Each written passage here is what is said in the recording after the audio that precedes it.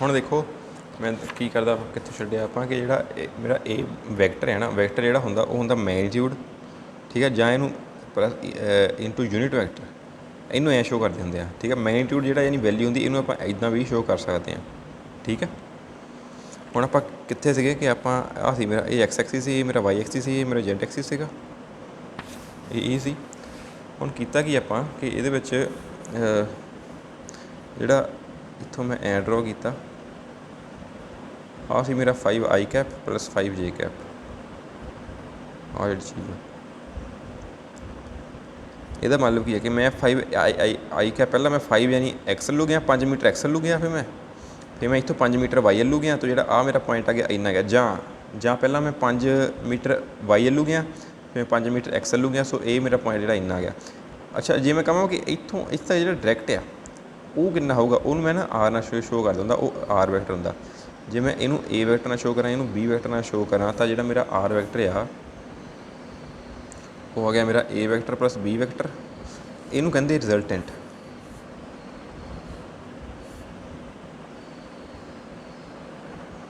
Resultant vector कहते हैं, ठीक है। ये होंदा ए वैक्टर प्लस बी वैक्टर होंदा। और जे मैं गल करा हुण इहदा मैगनीट्यूड, आर का मैगनीट्यूड कितना होगा, कि यानी आ तो इत्थों लैके इत्थे तक मेरा 5 आ, इत्थों लैके इत्थे तक मेरा 5 आ, तो इत्थों लैके इत्थे तक ना मीटर में कितना होगा। सो ये मैं किद्दां शो फाइंड करूँगा, ये मैं होंदा आर इजिकल टू, जां इहनूं मैं ऐ शो कर सकदा हां, इहदा मतलब इहदा मैगनीट्यूड, जां इहनूं मैं इकल्ले इदां शो कर सकदा, ठीक है। इजिकल टू हो गया ये A square plus B square plus 2ab cos theta. आ हुंदा जिहड़ा थीटा हुंदा ना, थीटा हुंदा angle between A and B. आ जिहड़ा एंगल है आ वाला, ये कितना 90 डिग्री है मेरा, तो cos 90 मेरा 0 आ गया। सो आ जी टर्म मेरी सारी 0 आ गई। सो मेरा बचा इकल्ला ए स्केयर प्लस बी स्केयर बचा। हुण आपां देखदे हां कि ए स्केयर प्लस बी स्केयर आ, तो इहदा मतलब कि आ रूट आ गया 5 का स्केयर ए की वैल्यू, 5 का स्केयर बी की वैल्यू, तो ये 50 आ गया फिर ये।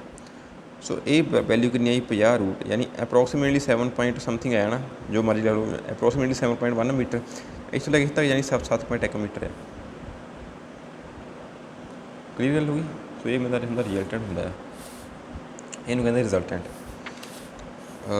दूजी गल आ गई हुण जिहड़ा आपां वैक्टर स्पेशली करदे पे हां कि वैक्टर दे विच हुण जे मैं दो वैक्टर आ, ए वैक्टर ते मेरा बी वैक्टर आ, ठीक है, जां मैं ए प्लस बी ला लवां जां बी प्लस ए ला लवां, ये दोनों सेम चीज़ होंदी है प्लस दे विच। जे मेरे तो 3 वैक्टर आ, ए वैक्टर बी वैक्टर ते सी वैक्टर, तो मैं इनू की लिख सकदा, जे मैं ए प्लस बी इनू पहला जोड़ लवां जां इनू मैं बाद चों जोड़ां, जां इनू छड्ड देवां तो इनू पहला जोड़ लवां फिर उन्होंने बाद चों जोड़ां, जिहड़ा आंसर है वो मेरा सेम ही आऊगा, ठीक है।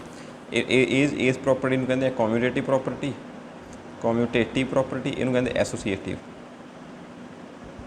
तुसीं ना अपनी बुक तो पढ़ लिओ, साडे बुक तो भी हैगी है, ठीक है। मॉडर्न की बुक हो मॉडर्न तो पढ़ लो, दिनेश की हो दिनेश तो पढ़ लो, जो NCERT तो पढ़ लो, तुहानूं सारा पता लग जाना।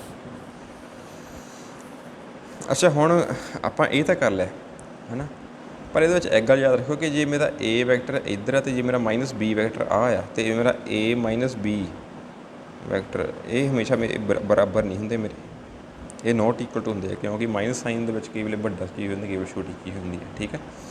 हुण इन्हों जोड़ना किद्दां, मैं तुहानूं ये दस्सिया कि ए प्लस बी ए माइनस बी। हुण जे मैं लावां कि जिहड़ा मेरा ए वैक्टर आ वो हैगा मेरा 5 आई कैप प्लस 2 जे कैप, आपां 2 डायमेंशन की गल करिए, ठीक है। जो मेरा बी वैक्टर आ ये हैगा मेरा 7 I cap plus 3 J cap, तो मेरा ए प्लस बी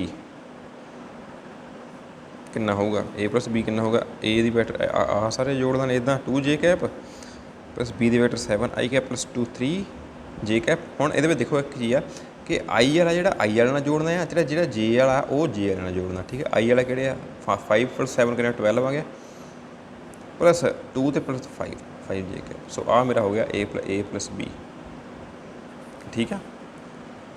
तो जे मेरा माइनस हो तो जाहिर जी गल है, इत्थे मेरा माइनस लग जाना इत्थे, सो इनू इन्ना माइनस कर देना, तो जे माइनस वाला मैं सीधे लिख लगा इत्थे -2 आई कैप आ गया, इस इदा ब्रैकेट मानी पैनी ना अपन, तो और जो ब्रैकेट खोलनी आई माइनस का होना, आई माइनस का होना, फिर इत्थे माइनस जे कैप हो गया, ये मेरा हो गया ए माइनस बी, ठीक है। सो ये इदा बेसिकली करने, यानी वैक्टर्स आप इदा दूजे करने, जो वैक्टर्स दूजा शो प्लस या माइनस करने इनू इस हिसाब नाल प्लस माइनस करने। सो अगे अपन आ गया हुण इहदे विच कि जे अपने दो वैक्टर आ जिहड़ा इहनूं मैं ट्राइंगल लॉ ते पैरेललोग्राम लॉ तुहानूं दसदा हुण की हुंदा ओह। देखो ट्राइंगल लॉ की है कि जे मेरा ना इहनूं कहंदे triangle law of vector addition.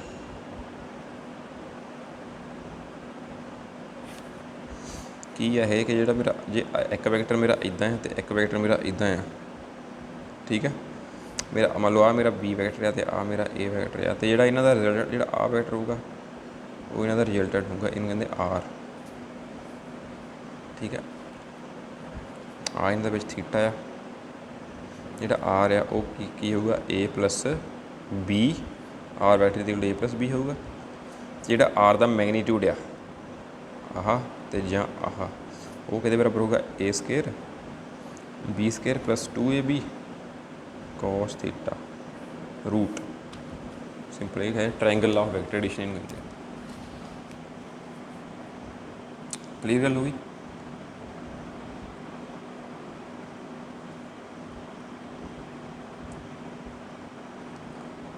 हुण गल आ गई अपनी पैरेललोग्राम लॉ की। पैरेललोग्राम लॉ का मतलब की आ, parallelogram law of vector addition की आ, parallelogram law of vector addition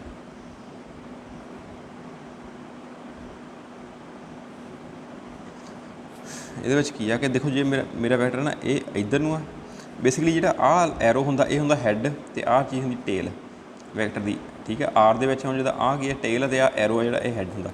ਇਹਦੇ ਵਿੱਚ ਜੇ ਆਹ ਵੈਕਟਰ ਹੋਣ ਆਹ ਵਾਲੇ ਦੋ ਵੈਕਟਰ ਇੱਦਾਂ ਆ, ਠੀਕ ਹੈ। ਹੁਣ ਦੇਖੋ ਇਹ ਉੱਧਰ ਨੂੰ ਜਾਂਦਾ ਇਹ ਉੱਧਰ ਨੂੰ ਜਾਂਦਾ। ਮੰਨ ਲਓ ਇੱਥੇ ਕੋਈ ਚੀਜ਼ ਰੱਖੀ ਆ, ਠੀਕ ਹੈ। ਇਹ 'ਤੇ ਫੋਰਸ ਲੱਗਦੀ ਪਈ ਆ, ਇੱਕ ਫੋਰਸ ਇੱਧਰ ਨੂੰ ਲੱਗਦੀ ਪਈ ਆ, ਇਹਨੂੰ F1 ਨਾਲ ਲਾ ਦਈਏ, ਇੱਕ ਫੋਰਸ ਇੱਧਰ ਨੂੰ ਲੱਗਦੀ ਪਈ F2 ਨਾਲ ਲਾ ਦਈਏ, ਤਾਂ ਉਹ ਜਾਊ ਕਿੱਧਰ ਨੂੰ ਚੀਜ਼। ਉਹ ਚੀਜ਼ ਤੁਸੀਂ ਨਾ ਆਪ ਦੇਖ ਲਿਓ, ਉਹ ਚੀਜ਼ ਜਿਹੜੀ ਇੱਧਰ ਨੂੰ ਜਾਊਗੀ। ਇਹਨੂੰ ਮੈਂ कहता FR ਰਿਜ਼ਲਟੈਂਟ ਫੋਰਸ, ਠੀਕ ਆ। ਸੋ ਸਿਮਿਲਰਲੀ ਜਿਹੜੀ FR ਆ, ਸੋ ਜਿਹੜਾ ਇਹ ਬੇਸਿਕਲੀ ਕੀ ਹੋ ਗਿਆ, ਇਹ ਹੋ ਗਿਆ ਪੈਰੇਲਲੋਗ੍ਰਾਮ ਲੋ। ਇਹਦੇ ਵਿੱਚ ਮੈਂ ਇਹਦੇ ਐਂ ਡਰੋ ਕਰਨਾ ਹੈ, ਇਹਨੂੰ ਪੂਰਾ ਇੱਦਾਂ ਲਾ ਕੇ ਨਾ ਇੱਦਾਂ ਇਹਨੂੰ ਐਂ ਡਰੋ ਕਰਨਾ। ਜੇ ਆਹ ਜਿਹੜੀ ਆ ਇਹ ਮੇਰਾ ਰਿਜ਼ਲਟੈਂਟ ਫੋਰਸ ਆ, ਇਹਨੂੰ ਮੈਂ FR ਨਾਲ ਸ਼ੋ ਕਰਦਾ। ਜਿਹੜੀ FR ਆ ਇਹ ਕੀ ਹੁੰਦੀ ਮੇਰੀ F1 ਪਲੱਸ F2, ठीक है। ये हो गया मेरा वैक्टर। और जो इसका रिजल्टेंट आ वो की F1 का स्केयर F2 का square plus 2 F1 F2 cos theta root. जे हम थीटा जे थीटा 90 डिग्री है, मान लो ये 90 डिग्री आ चीज़ जीरो है नहीं है तो कल यही चीज़ रहनी, पर जो थीटा कई बार 90 डिग्री नहीं होंगे, घट होंगे या वध होंगे, फिर वो कॉस थीटा रहना। सो इदा बेसिकली हो गया है। क्लीयर गल होगी। सो इनू कहते आप parallelogram law of vector addition. ये एक होंगे नल वैक्टर,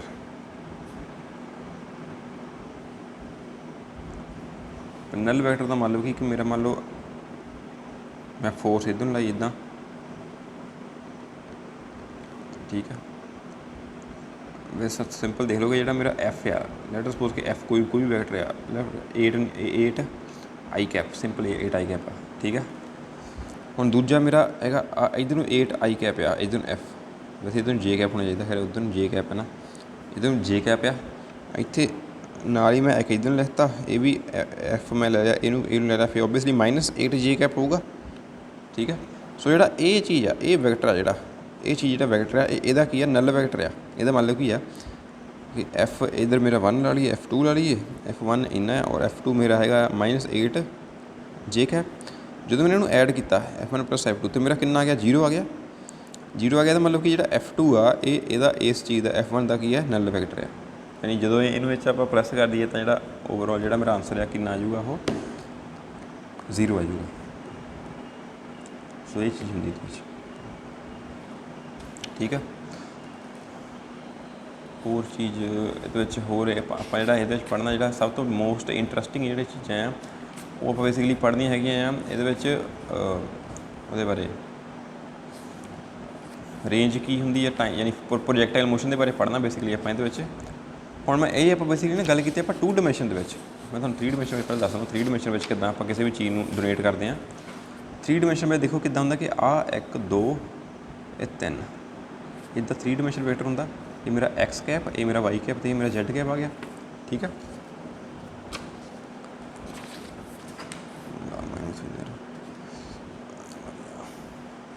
अच्छा ये मेरा X Y cap Z cap आ गया।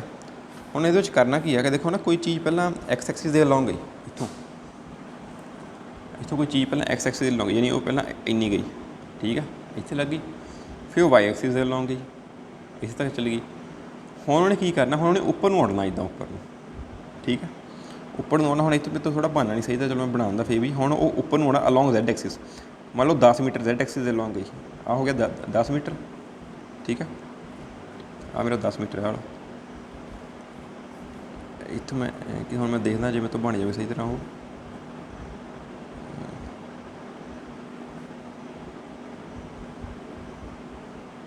ਬੇਸਿਕਲੀ ਇਹ ਬਾਕਸ ਬਣਾਉਣਾ ਹੁੰਦਾ ਆਪਾਂ ਇਹਦੇ ਵਿੱਚ,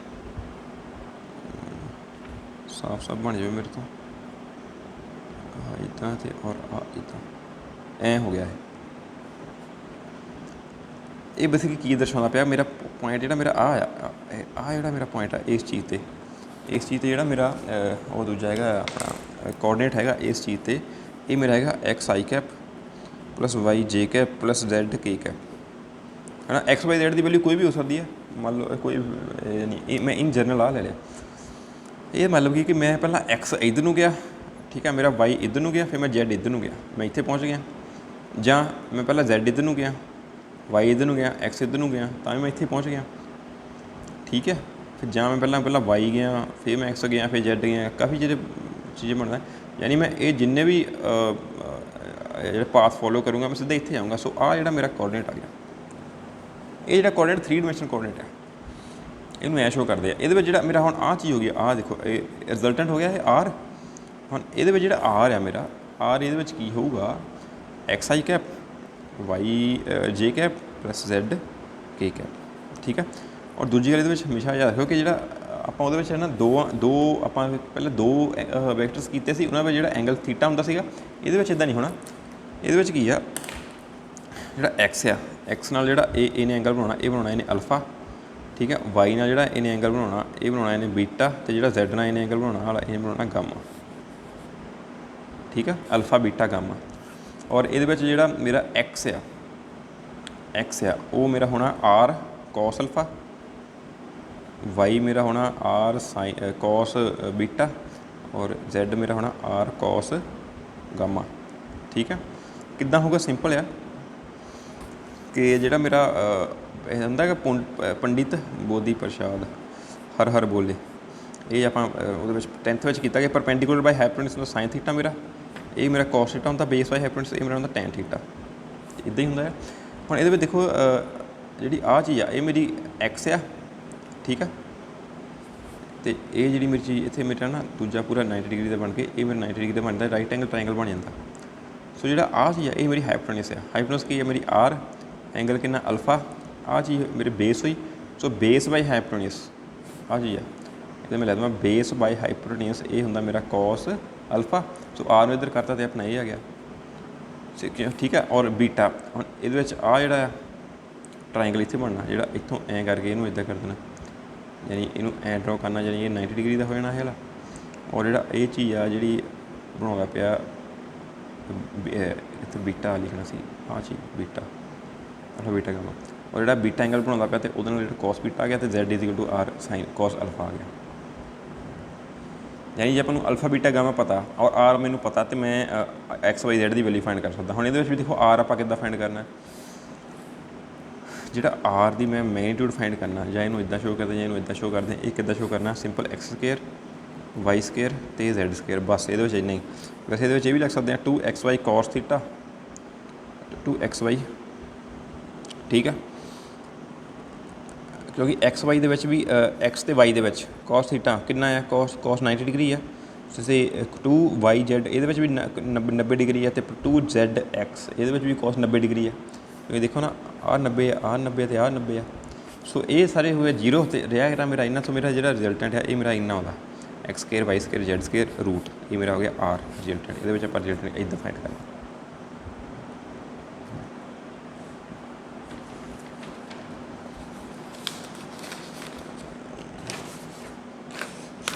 ਰੈਗਲ ਤੁਹਾਨੂੰ ਮੈਂ ਦੱਸਣੀ ਭੁੱਲ ਗਿਆ ਖੈਰ, ਕਿ ਆਪਾਂ ਜਦੋਂ ਆਪਾਂ ਇਨ ਜਨਰਲ ਟਰਮ ਵਿੱਚ ਵੈਕਟਰ ਸ਼ੋ ਕਰਦੇ ਹਾਂ, ਇਹ ਮੈਂ ਏ ਅਲੋਂਗ ਆਈ ਕੈਪ ਹੁੰਦਾ ਹੈ ਨਾ, ਅਤੇ ਇਹ ਐਕਸ ਆ, ਇਹ ਵਾਈ ਜਿਹੜਾ ਹੋ ਗਿਆ ਮੈਥਮੈਟਿਕ ਯਾਨੀ ਏ ਅਲੋਂਗ ਜੇ ਕੈਪ। ਤਾਂ ਇਹ ਹੁਣ ਇੱਥੇ ਨਵਾਂ ਟੌਪਿਕ ਸ਼ੁਰੂ ਇਹ z is equal to a along k cap. ਠੀਕ ਹੈ, ਜਿਹੜਾ ਹੁਣ ਆਈ ਕੈਪ ਆ, ਆਈ ਕੈਪ ਦਾ ਨਾ ਜਿਹੜਾ ਮੈਗਨੀਟਿਊਡ 1 ਹੁੰਦਾ, ਮੈਗਨੀਟਿਊਡ 1 ਦਾ ਮੰਨ ਲਓ ਕੀ ਆ ਕਿ ਜਿਹੜਾ ਇਹਦੀ ਵੈਲਿਊ ਆ, ਆਹ ਚੀਜ਼ ਆ, ਇਹ ਹੁੰਦੀ ਆ 1 ਨੂੰ ਜਿੰਨਾ ਮਰਜ਼ੀ ਮਲਟੀਪਲਾਈ ਕਰਦੀ ਹੈ ਸਿੰਪਲ ਸਿਮਿਲਰਲੀ ਉਹ ਇੰਨਾ ਹੀ ਹੋਣਾ, ਯਾਨੀ ਇਹ ਹੀ ਹੋਣਾ। ਇਸ ਕਰਕੇ ਯੂਨਿਟ ਵੈਕਟਰ 1 ਬਣਿਆ ਜਾਂਦਾ। ਠੀਕ ਹੈ, ਹੁਣ ਇੱਥੇ ਅੱਗੇ ਜਿਹੜੀ ਚੀਜ਼ ਆ ਗਈ ਇਹਨੂੰ ਕਹਿੰਦੇ ਆ ਨਾ ਪ੍ਰੋਜੈਕਟਾਈਲ ਮੋਸ਼ਨ, ਬੇਸਿਕਲੀ ਕਹਿੰਦੇ ਆ ਪ੍ਰੋਜੈਕਟਾਈਲ ਮੋਸ਼ਨ। ਉਹ ਇਹਦੇ ਵਿੱਚ ਇੰਪੋਰਟੈਂਟ ਆ।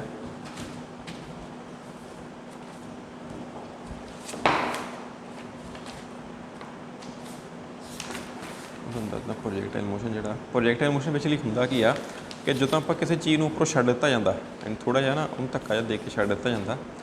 ਅੱਛਾ, ਹੁਣ ਤੁਹਾਨੂੰ ਮੈਂ ਇੱਕ ਗੱਲ ਹੋਰ ਦੱਸ ਦਵਾਂ ਇਹਦੇ ਵਿੱਚ। ਹੁਣ ਦੇਖੋ ਜਿਹੜੀ ਵੈਲੋਸਿਟੀ ਆ ਮੇਰੀ, ਵੈਲੋਸਿਟੀ ਮੇਰੀ ਕੀ ਹੁੰਦੀ ਹੈ, delta x by delta t. ਇਹ ਹੁੰਦੀ ਮੇਰੀ 1 ਡਾਇਮੈਂਸ਼ਨ ਵਿੱਚ। ਹੁਣ 3 ਡਾਇਮੈਂਸ਼ਨ ਵਿੱਚ ਕਿੱਦਾਂ ਕਰਾਂਗੇ, ਮੈਂ 3 ਡਾਇਮੈਂਸ਼ਨ ਵਿੱਚ ਕਰੂੰਗਾ delta r by delta t. ਇਹਦਾ ਮਤਲਬ ਕਿ ਆਰ ਮੇਰਾ ਕੀ ਹੈ, ਡੈਲਟਾ ਐਕਸ ਆਈ ਕੈਪ ਡੈਲਟਾ ਵਾਈ ਜੇ cap plus delta z K cap by time. ਯਾਨੀ ਉਹਦੇ ਵਿੱਚ x Y z coordinate time ਦੇ ਨਾਲ ਕਿੰਨਾ ਚੇਂਜ ਹੁੰਦਾ, ਉਹ ਮੇਰੀ ਹੋਊਗੀ ਵੈਲੋਸਿਟੀ ਇਨ 3 ਡਾਇਮੈਂਸ਼ਨ। ਠੀਕ ਹੈ, ਅਤੇ ਸਿਮਿਲਰਲੀ ਜਿਹੜਾ ਐਕਸਲਰੇਸ਼ਨ ਆ, ਐਕਸਲਰੇਸ਼ਨ ਮੇਰਾ ਕੀ ਹੁੰਦਾ, ਇਹ ਮੇਰੀ ਵੈਲੋਸਿਟੀ ਹੋਗੀ। ਐਕਸਲਰੇਸ਼ਨ ਜਿਹੜਾ ਮੇਰਾ ਉਹ ਹੁੰਦਾ ਡੈਲਟਾ ਵੀ ਬਾਏ ਡੈਲਟਾ ਟੀ। ਠੀਕ ਹੈ, ਔਰ ਡੈਲਟਾ ਵੀ ਹੁਣ ਉਹਦੇ ਵਿੱਚ 1 ਡਾਇਮੈਂਸ਼ਨ ਵਿੱਚ along x axis y axis z axis ਹੁੰਦੀ ਸੀ, ਪਰ 3 ਡਾਇਮੈਂਸ਼ਨ ਵਿੱਚ ਕੀ ਹੋ ਸਕਦਾ, 3 ਡਾਇਮੈਂਸ਼ਨ ਵਿੱਚ ਇਹ ਹੋ ਸਕਦਾ ਕਿ ਵੀ ਡੈਲਟਾ ਵੀ ਐਕਸ ਆਈ ਕੈਪ ਡੈਲਟਾ ਵੀ ਵਾਈ ਜੇ cap plus delta V Z K cap by T. ਠੀਕ ਹੈ, ਡੈਲਟਾ ਟੀ। ਹੁਣ delta V X Y Z, ਇਹਦਾ ਮਤਲਬ ਕੀ ਹੈ ਕਿ ਜਦੋਂ ਮੰਨ ਲਓ ਪਲੇਨ ਉੱਡਦਾ ਜਾਂ ਕੋਈ ਮਧੂਮੱਖੀ ਉੱਡਦੀ ਆ, ਤਾਂ ਉਹਦੀ ਵੈਲੋਸਿਟੀ ਜਿਹੜੀ ਆ ਤਿੰਨਾਂ ਇਹਦੇ ਵਿੱਚ ਕੋਆਰਡੀਨੇਟਸ ਵਿੱਚ ਟਾਈਮ ਦੇ ਨਾਲ ਚੇਂਜ ਹੁੰਦੀ ਰਹਿੰਦੀ ਆ। ਠੀਕ ਹੈ, ਸੋ ਉਹਨੂੰ ਆਪਾਂ ਇੱਦਾਂ ਸ਼ੋ ਕਰਨਾ ਬੇਸਿਕਲੀ। ਕਲੀਅਰ ਗੱਲ ਹੋ ਗਈ। ਔਰ ਜਿਹੜਾ ਅੱਗੇ ਇਹਦੇ ਵਿੱਚ ਆ ਗਿਆ ਆਪਣਾ ਜਿਹੜਾ ਪ੍ਰੋਜੈਕਟਾਈਲ ਮੋਸ਼ਨ ਆ, ਪ੍ਰੋਜੈਕਟਾਈਲ ਮੋਸ਼ਨ ਬੇਸਿਕਲੀ ਹੁੰਦਾ ਕੀ ਆ, ਪ੍ਰੋਜੈਕਟਾਈਲ ਮੋਸ਼ਨ ਇਹ ਹੁੰਦਾ ਕਿ ਜਦੋਂ ਮੈਂ ਮੰਨ ਲਓ ਆਹ ਮੇਰਾ ਨਾ ਹੁਣ ਆਹ ਚੀਜ਼ ਆ, ਮੈਂ ਛੱਡੀ ਇੱਦਾਂ ਗਿਆ, ਇਹ ਮੇਰਾ ਪ੍ਰੋਜੈਕਟਾਈਲ ਮੋਸ਼ਨ। ਯਾਨੀ ਕੋਈ ਵੀ ਚੀਜ਼ ਮੈਂ ਇੱਦਾਂ ਛੱਡ ਦੇਵਾਂ, ਉੱਪਰੋਂ ਐ ਛੱਡਾਂ। ਠੀਕ ਹੈ, ਲੈਟ ਸਪੋਜ਼ ਕਿ ਮੈਂ ਕੋਈ ਚੀਜ਼ ਇੱਦਾਂ ਛੱਡੀ ਔਰ ਇੱਥੋਂ ਇੱਦਾਂ ਗਈ, ਇੱਥੋਂ ਇੱਦਾਂ ਛੱਡਤੀ ਇੱਦਾਂ। ਠੀਕ ਹੈ, ਔਰ ਇਹ ਜਿਹੜਾ ਪ੍ਰੋਜੈਕਟਾਈਲ ਮੋਸ਼ਨ ਹੋਇਆ, ਯਾਨੀ ਪ੍ਰੋਜੈਕਟਾਈਲ ਮੋਸ਼ਨ ਜਦੋਂ ਉਹਨੂੰ ਆਪਾਂ ਨਾ ਇੱਕ ਵਾਰ ਛੱਡ ਦਿੱਤਾ ਜਾਂਦਾ, ਇਹਨੂੰ ਜਦੋਂ ਛੱਡ ਦਿੱਤਾ ਜਾਂਦਾ ਤਾਂ ਇਹ ਬਾਈ ਐਕਸਲਰੇਸ਼ਨ ਡਿਊ ਟੂ ਗ੍ਰੈਵਿਟੀ ਦੇ ਅਕੋਰਡਿੰਗ ਕੰਮ ਕਰਦਾ, ਇੱਥੇ ਡਿੱਗਦਾ। ਠੀਕ ਹੈ, ਸੋ ਹੁਣ ਆਪਾਂ ਫਾਰਮੂਲੇ ਕਰਨੇ ਬੇਸਿਕਲੀ ਆਰਮੀ ਦੇ ਵਿੱਚ ਜਾਂ ਏਅਰ ਫੋਰਸ ਜਾਂ ਨੇਵੀ ਦੇ ਵਿੱਚ। ਠੀਕ ਹੈ, ਆਰਟਿਲਰੀ ਹੁੰਦੀ ਹੈ, ਇੱਕ ਆਰਟਿਲਰੀ ਫੀਲਡ ਹੁੰਦਾ ਆਰਮੀ ਦੇ ਵਿੱਚ। ਉਹ ਕੀ ਹੁੰਦਾ, ਜਿਹੜਾ ਟੈਂਕ ਅਤੇ ਮਿਜ਼ਾਈਲਾਂ ਦਾ ਜਿਹੜਾ ਹੁੰਦਾ, ਟੈਂਕਾਂ ਦਾ ਅਤੇ ਜਿਹੜਾ ਉਹਨਾਂ ਦਾ ਹੁੰਦਾ, ਉਹ ਮਿਜ਼ਾਈਲਾਂ ਹੀ ਕਹਿੰਦੇ ਉਹਨਾਂ ਨੂੰ। ਠੀਕ ਹੈ, ਉਹਨਾਂ ਦਾ ਜਿਹੜਾ ਫੀਲਡ ਹੁੰਦਾ ਹੈ, ਉਹਦੇ ਵਿੱਚ ਇਹ 3 ਫਾਰਮੂਲੇ ਬਹੁਤ ਵੱਡੇ ਪੈਮਾਨੇ 'ਤੇ ਯੂਜ਼ ਹੁੰਦੇ ਆ, ਕਿਉਂਕਿ ਉਹ ਸਾਰੇ ਜਿਹੜੇ ਪ੍ਰੋਜੈਕਟਾਈਲ ਮੋਸ਼ਨ ਦੇ ਵਿੱਚ ਹੀ ਹੁੰਦੇ ਫਾਰਮੂਲੇ। ਇਹਨਾਂ ਦੇ ਡੈਰੀਵੇਸ਼ਨ 'ਤੇ ਨਹੀਂ ਜਾਣਾ ਆਪਾਂ, ਡੈਰੀਵੇਸ਼ਨ ਤੁਹਾਨੂੰ ਮੈਂ ਕਰਾਊਂਗਾ ਥੋੜ੍ਹਾ ਈਜ਼ੀ ਵੇ ਨਾ। ਸਭ ਤੋਂ ਅਗਲੇ ਨਾ ਪਹਿਲਾਂ ਫਾਰਮੂਲੇ ਸਮਝੋ, ਫਾਰਮੂਲੇ ਕੀ ਹੁੰਦੇ ਆ। ਪਹਿਲਾਂ ਫਾਰਮੂਲੇ ਲਿਖ ਦੇਵਾਂ ਕਿਹੜੇ ਫਾਰਮੂਲੇ ਹੁੰਦੇ ਆ।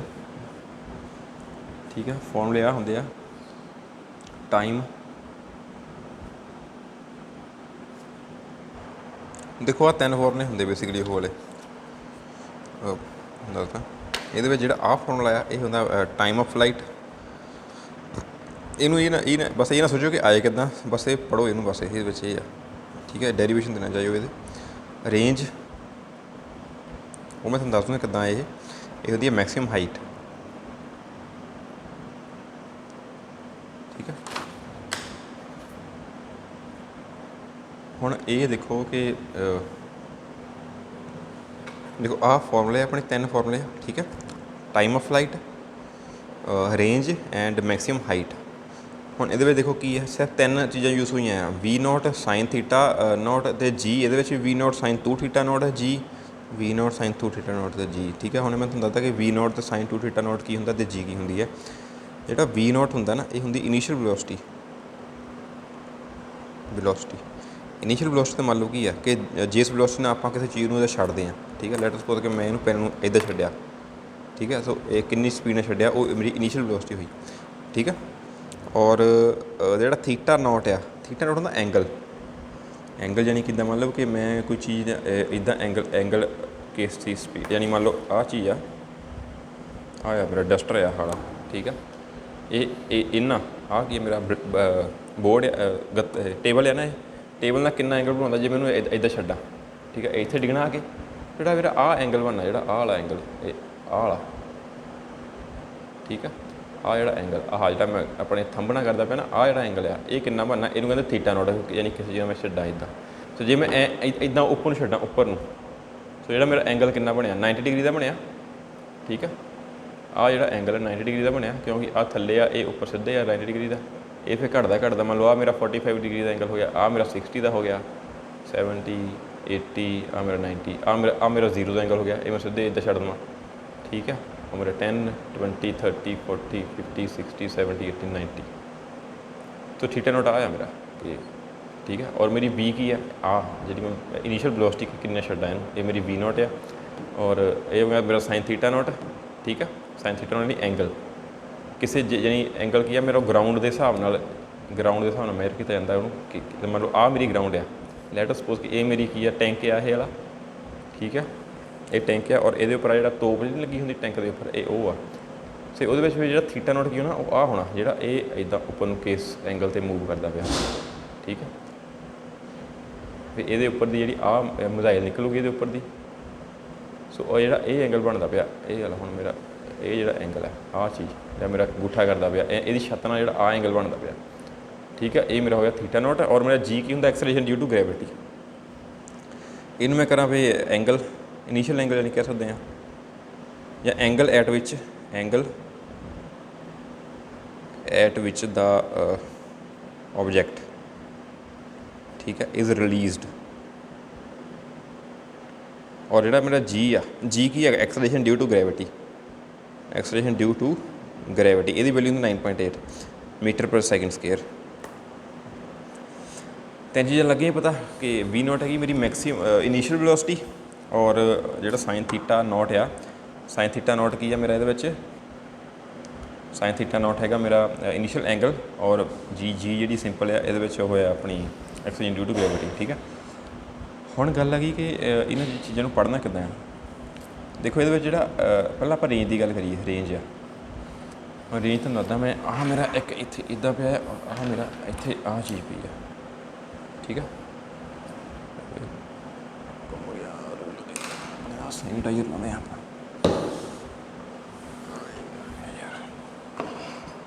आ 2 सैनिटाइजर दी दे तुहानूं हाले, ठीक है। सो करना की बेसिकली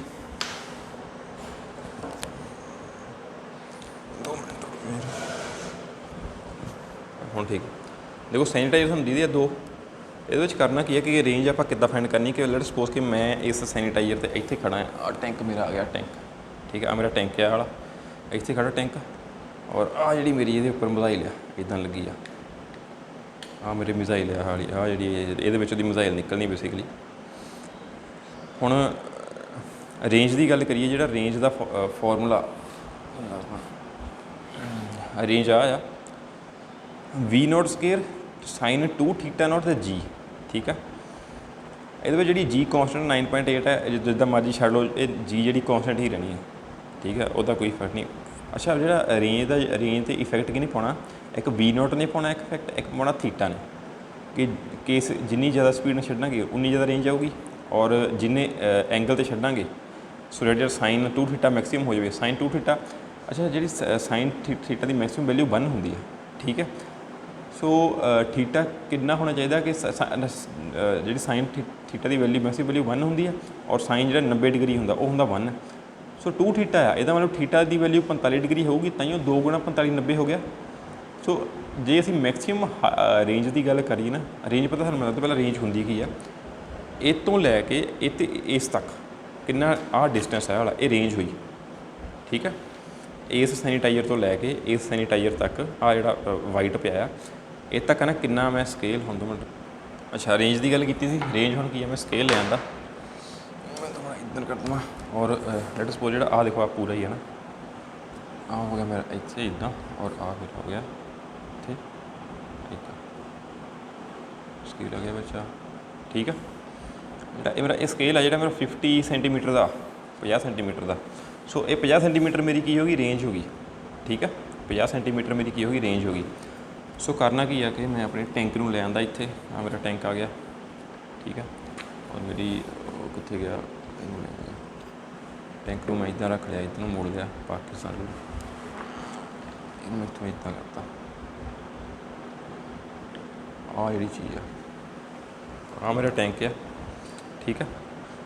ਰੇਂਜ 50 ਸੈਂਟੀਮੀਟਰ ਆ ਹੈ ਨਾ, ਉਹਦੇ ਵਿੱਚ ਲੈਟ ਸਪੋਜ਼ ਕੇ ਇਹ 'ਚ 50 ਸੈਂਟੀਮੀਟਰ ਆ, ਉੱਦਾਂ ਮੰਨ ਲਓ 50 ਕਿਲੋਮੀਟਰ ਹੋ ਸਕਦੀ ਰੇਂਜ, ਠੀਕ ਆ। ਹੁਣ ਉਹ 50 ਸੈਂਟੀਮੀਟਰ ਰੇਂਜ ਆ, ਮੈਨੂੰ ਇਹਦੀ V0 ਪਤਾ ਆ, ਜੀ ਮੇਰੀ ਕੌਂਸਟੈਂਟ ਆ, V0 ਵੀ ਕੌਂਸਟੈਂਟ ਆ, ਪਰ ਰੇਂਜ ਦਾ ਇਫੈਕਟ ਕਿੱਥੇ ਦੇਖਣਾ ਥੀਟਾ 'ਤੇ, ਠੀਕ ਆ, ਕਿ ਥੀਟੇ ਕਿੰਨੇ ਨਾਲ ਆਪਾਂ ਇਹਨੂੰ ਕੀ ਕਰਦੇ ਛੱਡਦੇ ਹਾਂ। ਮੈਕਸੀਮਮ ਰੇਂਜ ਐਕਵਾਇਰ ਕਰਨ ਦੇ ਲਈ ਜਿਹੜਾ ਥੀਟਾ ਹੋਣਾ ਚਾਹੀਦਾ 45 ਡਿਗਰੀ ਹੋਣੀ ਚਾਹੀਦਾ। ਮੈਂ ਇਹਨੂੰ 45 ਡਿਗਰੀ 'ਤੇ ਸੈੱਟ ਕਰ ਲਿਆ, ਲੈਟ ਸਪੋਜ਼ ਆ ਮੇਰਾ 45 ਡਿਗਰੀ ਆ। ਹੁਣ ਜਦੋਂ ਮੈਨੂੰ ਛੱਡਿਆ ਇੱਥੋਂ ਐਂ ਗਿਆ, ਇੱਥੇ ਜਾ ਕੇ ਯਾਨੀ ਇਹਨੂੰ ਇਹਨੇ ਢਾਤਾ, ਠੀਕ ਆ। ਜਿਹੜੀ ਇਹ ਚੀਜ਼ ਹੋਈ, ਆਹ ਜਿਹੜੀ ਚੀਜ਼ ਆ 50 ਇਹਦੇ ਵਿੱਚ ਸੈਂਟੀਮੀਟਰ ਆ, ਉੱਦਾਂ ਜੇ ਆਪਾਂ ਟੈਂਕ ਦੀ ਗੱਲ ਕਰੀਏ, ਚਲੋ ਇਹ ਸੈਂਟੀਮੀਟਰ ਹੀ ਲਾਓ, 50 ਸੈਂਟੀਮੀਟਰ ਕਵਰ ਕਰਨ ਦੇ ਲਈ ਮੈਨੂੰ ਵੈਲੋਸਿਟੀ ਮੇਰੀ ਇੰਨੀ ਹੋਣੀ ਚਾਹੀਦੀ ਹੈ V0। ਉਹ ਜਿਹੜੀ ਆ ਆਪਾਂ ਉਹਦੇ ਵਿੱਚ ਜਿਹੜਾ ਬਰੂਦ ਹੁੰਦਾ ਉਹਦੇ ਵਿੱਚ ਪਾਇਆ, ਜਿਹੜਾ ਮਿਜ਼ਾਈਲ ਦੇ ਵਿੱਚ ਜਿਹੜਾ ਗੋਲਾ ਬਰੂਦ ਹੁੰਦਾ ਉਹ ਤੋਂ ਮੇਜਰ ਹੁੰਦੀ ਹੈ। ਜਿੰਨੀ ਜ਼ਿਆਦਾ ਗੋਲਾ ਬਰੂਦ ਪਾਵਾਂਗੇ ਉਹਦੇ ਵਿੱਚ ਉਨਾ ਜ਼ਿਆਦਾ ਉਹ ਅੱਗੇ ਨੂੰ ਜਾਊਗੀ, ਠੀਕ ਹੈ। ਸੋ ਬੇਸਿਕਲੀ ਮੇਰੇ ਕਹਿਣ ਦਾ ਕੀ ਮਤਲਬ, ਜਿਹੜਾ ਸਾਈਨ ਥੀਟਾ ਤੁਹਾਡਾ ਉਹ ਇਹ ਆ ਕਿ ਇਹ ਜਿਹੜਾ ਐਂਗਲ ਆ ਇਹ ਕਿੰਨਾ ਬਣਦਾ ਪਿਆ, ਇਹ ਵਾਲਾ ਐਂਗਲ ਵਿਦ ਰਿਸਪੈਕਟ ਟੂ ਇਸ ਗਰਾਊਂਡ ਨਾਲ ਕਿੰਨਾ ਐਂਗਲ ਬਣਦਾ ਪਿਆ ਹੈ, ਠੀਕ ਆ। ਇਹ ਮੰਨ ਲਓ ਇਹ 45 ਡਿਗਰੀ ਦਾ ਐਂਗਲ ਬਣਦਾ ਪਿਆ, 45 ਡਿਗਰੀ 'ਤੇ ਇਹਨੇ ਮੈਕਸੀਮਮ ਰੇਂਜ ਕਵਰ ਕਰਨੀ ਹੈ, ਠੀਕ ਹੈ। ਕਿਉਂਕਿ ਜੋ V0 ਵੀ ਕੌਂਸਟੈਂਟ ਆ, ਜੀ ਵੀ ਕੌਂਸਟੈਂਟ ਆ, ਅਤੇ ਸਾਈਨ ਜਿਹੜਾ ਥੀਟਾ ਆ ਉਹ ਆਪਾਂ ਵੇਰੀ ਕਰ ਸਕਦੇ ਹਾਂ, ਉਹਦੇ ਨਾਲ ਆਪਾਂ ਜਿਹੜੀ ਰੇਂਜ ਆ ਉਹ ਵੇਰੀ ਹੋ ਸਕਦੀ ਹੈ, ਠੀਕ ਹੈ। ਬਾਕੀ ਸਾਰੀ ਚੀਜ਼ਾਂ ਕੌਂਸਟੈਂਟ ਹੈ। ਇਹਦੇ ਵਿੱਚ ਦੇਖੋ ਜਿਹੜਾ ਆਹ ਹੁਣ ਫਾਰਮੂਲਾ ਲਾਇਆ ਉਹ ਵਾਲਾ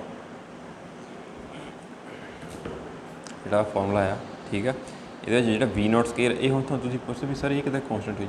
ਦੇਖੋ ਜਿਹੜੀ ਮਿਜ਼ਾਈਲ ਦਾ ਜਿਹੜਾ ਸਾਈਜ਼ ਆ ਉਹ ਸੇਮ ਆ, ਹਰ ਇੱਕ ਮਿਜ਼ਾਈਲ ਦਾ ਜਿਹੜਾ ਟੈਂਕ ਦੇ ਵਿੱਚ ਮਿਜ਼ਾਈਲਾਂ ਪਈਆਂ ਉਹ ਸਾਈਜ਼ ਜਿਹੜਾ ਸੇਮ ਆ। ਸਾਈਜ਼ ਸੇਮ ਦਾ ਮਤਲਬ ਕਿ ਉਹਦੇ ਵਿੱਚ ਜਿਹੜਾ ਗੋਲਾ ਬਰੂਦ ਆ ਉਹ ਇੱਕੋ ਜਿਹਾ ਭਰਿਆ ਆ, ਉਹ ਜਦੋਂ ਫਟਣਾ ਆ ਉਹਨੇ ਇੱਕੋ ਫੋਰਸ ਦੇ ਨਾਲ, ਠੀਕ ਆ, ਮਿਜ਼ਾਈਲ ਨੂੰ ਅੱਗੇ ਨੂੰ ਧੱਕਣਾ। ਸੋ ਯਾਨੀ ਇਹਦਾ ਮਤਲਬ ਕਿ ਜਿਹੜੀ ਵੈਲੋਸਿਟੀ ਆ ਉਹ ਸਾਰੀਆਂ ਮਿਜ਼ਾਈਲਾਂ ਦੀ ਕੌਂਸਟੈਂਟ ਹੈ V0, ਜੀ ਵੀ ਕੌਂਸਟੈਂਟ ਆ। ਫਰਕ ਥੀਟਾ 'ਤੇ ਪੈਣਾ। ਮੰਨ ਲਓ ਇੱਕ ਮਿਜ਼ਾਈਲ ਮੈਂ ਛੱਡ ਦਿੱਤੀ ਇਸ ਐਂਗਲ 'ਤੇ 90 ਡਿਗਰੀ ਦੇ ਐਂਗਲ 'ਤੇ ਛੱਡਤੀ, ਸੋ 90 ਡਿਗਰੀ ਦੇ ਐਂਗਲ 'ਤੇ ਮੈਂ ਛੱਡਤੀ ਜੇ, ਤਾਂ ਉਹ ਇੱਦਾਂ ਉੱਪਰ ਨੂੰ ਗਈ ਤਾਂ ਉਹਦਾ ਸਿੱਧੇ ਆ ਕੇ ਟੈਂਕ 'ਤੇ ਹੀ ਡਿੱਗ ਪਾਣੀ ਆ। ਕਿਉਂ? ਹੁਣ ਤੁਸੀਂ ਪੁੱਛੋਗੇ ਕਿਉਂ ਡਿੱਗ ਪਾਣੀ, ਕਿਉਂਕਿ ਇੱਥੋਂ ਦੇਖੋ ਸਾਈਨ ਥੀਟਾ 90 ਡਿਗਰੀ ਹੈ, ਅਤੇ 2 × 90 180 ਹੋ ਗਿਆ, ਅਤੇ ਸਾਈਨ 180 ਕਿੰਨਾ ਹੁੰਦਾ 0 ਹੋ ਗਿਆ, ਅਤੇ ਰੇਂਜ ਮੇਰੀ 0 ਹੋ ਗਈ, ਤਾਂ ਇਹ ਉਰੇ ਪਰੇ ਤਾਂ ਗਈ ਨਹੀਂ, ਇੱਥੇ ਜਾ ਕੇ ਉੱਪਰ ਹੀ ਡਿੱਗ ਪਾਣੀ ਹੈ। ਔਰ ਜੇ ਮੇਰਾ 45 ਡਿਗਰੀ ਦਾ ਐਂਗਲ ਹੋ ਗਿਆ, ਇਹ ਮੇਰਾ 45 ਡਿਗਰੀ ਦਾ ਐਂਗਲ ਹੈ, ਇੱਥੇ ਮੈਕਸੀਮਮ ਰੇਂਜ ਕਵਰ ਕਰੂਗੀ, ਠੀਕ ਹੈ। ਲੱਗ ਗਿਆ ਪਤਾ ਮੈਕਸੀਮਮ ਰੇਂਜ। ਹੁਣ ਰੇਂਜ ਦਾ ਯਾਨੀ ਪਤਾ ਲੱਗ ਗਿਆ ਤੁਹਾਨੂੰ, ਜੇ ਨਹੀਂ ਪਤਾ ਲੱਗਾ ਤੁਸੀਂ ਮੈਨੂੰ WhatsApp 'ਤੇ ਪੁੱਛ ਲਿਓ।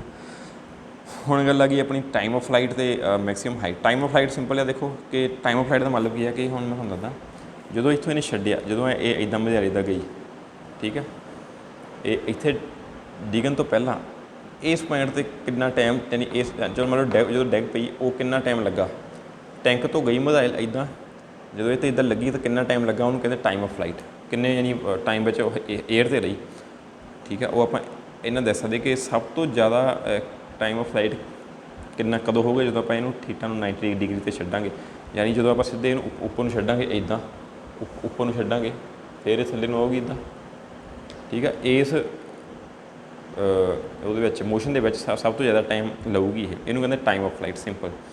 ਮੈਕਸੀਮਮ ਹਾਈਟ ਦੇ ਵਿੱਚ ਕੀ ਹੈ, ਮੈਕਸੀਮਮ ਹਾਈਟ ਦੇ ਵਿੱਚ ਵੀ ਸਿੰਪਲ ਜੀ ਗੱਲ ਹੈ ਕਿ ਦੇਖੋ ਇਹਦੇ ਵਿੱਚ ਵੀ ਸਾਈਨ ਜਿਹੜਾ ਥੀਟਾ ਨੋਟ ਹੈ, ਮੈਕਸੀਮਮ ਹਾਈਟ ਕਿੰਨਾ ਹੋ ਸਕਦਾ ਕਿ ਥੀਟਾ ਨੋਟ ਕਿੰਨਾ ਹੋਵੇ, ਜਦੋਂ 90 ਡਿਗਰੀ ਹੋਵੇ, 90 ਡਿਗਰੀ 'ਤੇ ਹੀ ਇਹਨੇ ਮੈਕਸੀਮਮ ਹਾਈਟ ਅਟੇਨ ਕਰਨੀ ਹੈ। ਮੰਨ ਲਓ ਇਹਨੂੰ ਇੱਥੋਂ ਟੈਂਕ ਨੇ ਐ ਛੱਡਤਾ, ਉਹ ਤੱਕ ਚਲੇ ਗਈ ਹੈ, ਫਿਰ ਥੱਲੇ ਆ ਗਈ ਇੱਦਾਂ, ਸਿੱਧੇ ਟੈਂਕ ਦੇ ਉੱਪਰ ਹੀ ਡਿੱਗ ਪਈ, ਠੀਕ ਹੈ। ਪਰ ਇਸ ਕੇਸ ਵਿੱਚ ਜਿਹੜੀ ਹਾਈਟ ਹੈ ਉਹ ਮੈਕਸੀਮਮ ਉਹ ਥੀਟਾ 90 ਡਿਗਰੀ ਹੋਣਾ ਚਾਹੀਦਾ, ਉਸ ਵਿੱਚ ਹੀ ਮੈਕਸੀਮਮ ਹਾਈਟ ਅਟੇਨ ਕਰੂਗੀ। ਕਲੀਅਰ ਗੱਲ ਹੋ ਗਈ। ਸੋ ਇਹ ਜਿਹੜੀਆਂ ਤਿੰਨ ਚੀਜ਼ਾਂ ਆ ਇਹ ਇੰਪੋਰਟੈਂਟ ਸੀ, ਇੰਟਰਸਟਿੰਗ ਆ। ਸੋ ਇਹ ਤਿੰਨ ਚੀਜ਼ਾਂ ਇੱਦਾਂ ਆਪਾਂ ਬੇਸਿਕਲੀ ਫਾਈਂਡ ਕਰਦੇ ਹਾਂ, ਯਾਨੀ ਇੱਦਾਂ ਆਪਾਂ ਯੂਜ਼ਫੁਲ ਕਰ ਸਕਦੇ ਆਪਣੇ ਨੂਮੈਰਿਕਸ ਵਿੱਚ ਕਿ ਕੋਈ ਉਹ ਪਿਆ ਆ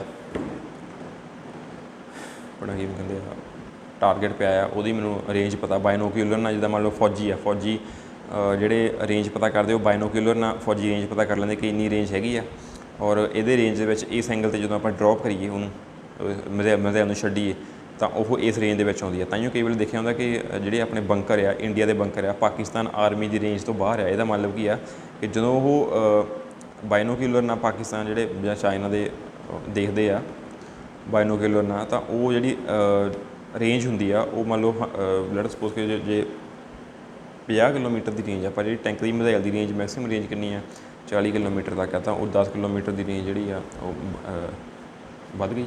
ਸੋ ਇਸ ਲਈ ਉਹ ਜ਼ਿਆਦਾ ਵੱਡੀ ਮਿਜ਼ਾਈਲ ਯੂਜ਼ ਕਰਨਗੇ।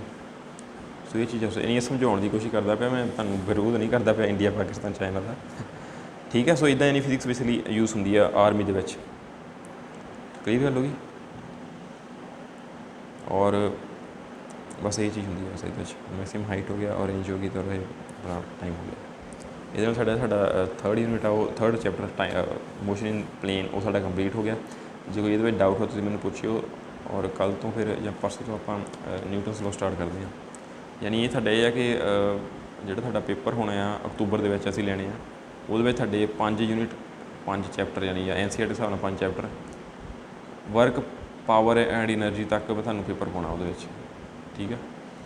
ਅਤੇ ਬਾਕੀ ਦੇਖਦੇ ਹਾਂ ਕੀ ਹੁੰਦਾ ਹੈ। ਬਾਕੀ ਤੁਹਾਨੂੰ ਇੱਕ ਹੁਣ ਇਕੱਲੇ ਨੂੰ ਪ੍ਰੋਜੈਕਟ ਵੀ ਦੇਣੇ ਆ, ਕਿਉਂਕਿ ਕਲਾਸ ਆਪਣੀ ਸਾਡਾ ਆਪਣੀ ਹੈ ਨਾ ਬੇਸਿਕਲੀ ਕਲਾਸ। ਹੁਣ ਇਹਦੇ ਵਿੱਚ ਆਪਾਂ ਬੇਸਿਕਲੀ ਲੈਬ ਜਿਹੜੀ ਆ, ਇਸ ਲੈਬ ਦੇ ਵਿੱਚ ਚਾਰਟ ਪੇਪਰ ਲਾਉਣੇ ਆ, ਠੀਕ ਆ। ਸੋ ਚਾਰਟ ਪੇਪਰ ਲਾਉਣੇ ਆ ਅਤੇ ਉਹ ਇਕੱਲੇ ਨੂੰ ਦੇਣੇ ਆ, ਪ੍ਰੋਜੈਕਟ ਦੇਣਾ ਕਿ ਤੁਸੀਂ ਇਸ ਟੌਪਿਕ 'ਤੇ ਚਾਰਟ ਬਣਾਉਣਾ, ਵਧੀਆ ਬਣਾਉਣਾ ਆ, ਫਿਰ ਉਸ ਹਿਸਾਬ ਨਾਲ ਤੁਹਾਡੇ ਫਾਈਨਲ ਦੇ ਵਿੱਚ ਵੀ ਨੰਬਰ ਲੱਗਣਗੇ।